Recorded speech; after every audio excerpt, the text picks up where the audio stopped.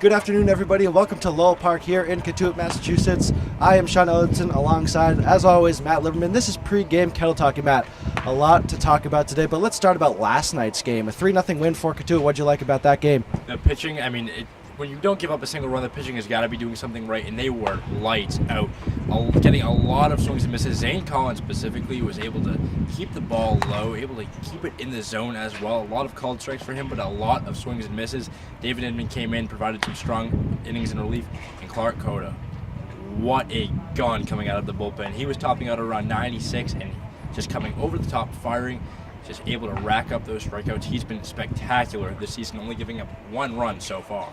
And that entire bullpen really has been a strong suit of this team. And another key headline was the return of Terrin Vavra, who's out for about 2 weeks with a concussion. What'd you see out of him last night? Well, he didn't hit the ball all that great. He only had one hit and 4 at-bats, but one of the things that I liked about him was he wasn't swinging and missing. He was making contact, which is what you want to see. I mean, coming off a concussion, a head injury where a lot of times your reaction time could be screwed up, but his reaction time seemed to be right where it's always been, and he was making good contact with the ball, so a bright spot for him. He did not see the field, but he is on the field currently with sideline reporter Biernat.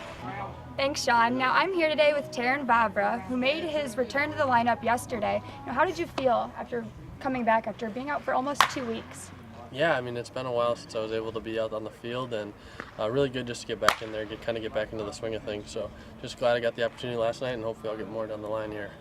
Now, although you're not in tonight's lineup, how do you feel your role is going to be, moving forward with the season? Yeah, we got a lot of talented infielders and a lot of people that can hit, so I'm going to do my best to help out in any way I can, but just take it one game at a time, and if I'm in there, I get the opportunity, try to take advantage of it. Now, baseball can be called a sport of habit. What's your plan to kind of get your rhythm back going as you're starting to play again?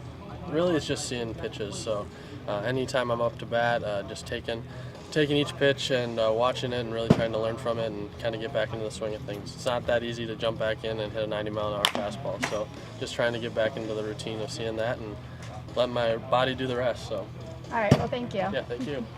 Thanks, Kara. And, Terrin mentioned, it's tough to be back in the lineup. Baseball players are a force of habit. And tonight, on the mound for Cotuit is Jace Vancina.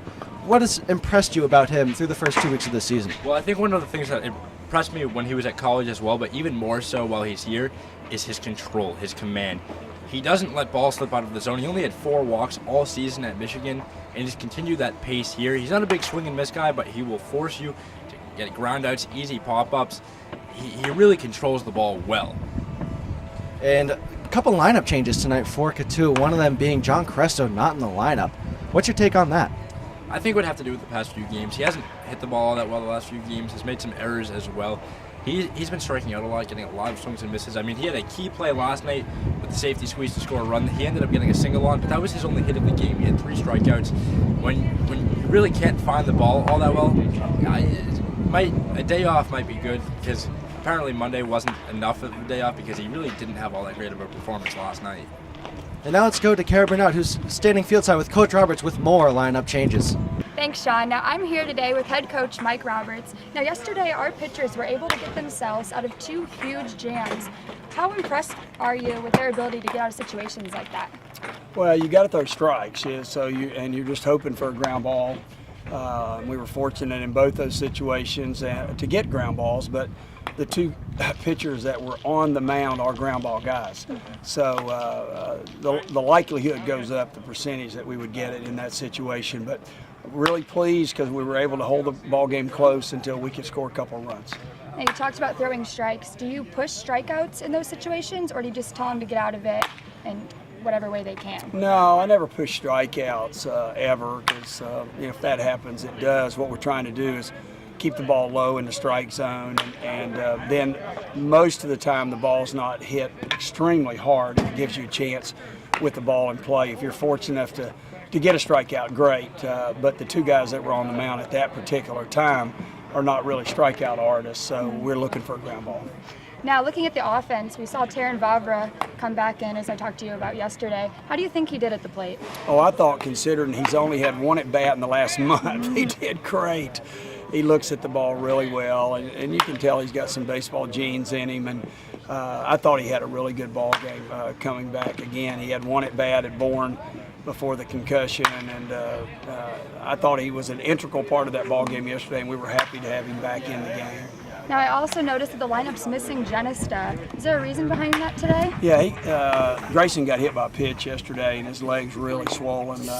Soft tissue, not bone, but extremely swollen, and happened in the ball game last night. He did finish the game, but it ballooned on him during the night, so he's out of the ball game today. Could be a couple of days. So we've kind of revamped the lineup a little bit today without him up in the number 2 slot. All right, well, thank you and best of luck today. Thank you. Thank you, Kara. And Grayson Genista has been a key component to this Cotuit offense. How much are him and John Cresto going to be missed tonight? Well, they're two of the biggest bats in the offense, and anytime that you lose 2 big bats, there's going to be an impact. But I think that the impact for him isn't as big behind the dish as it is in center field. He has an absolute cannon in center field. He's able to cover a lot of ground, and I just don't know that Miles Lewis is the same defensive center fielder that Grayson Genista is. And Miles Lewis has also not been swinging the bat very well for Cotuit. Should be an interesting night here at Lowell Park. First pitch set for 5 p.m. Hope to see you here.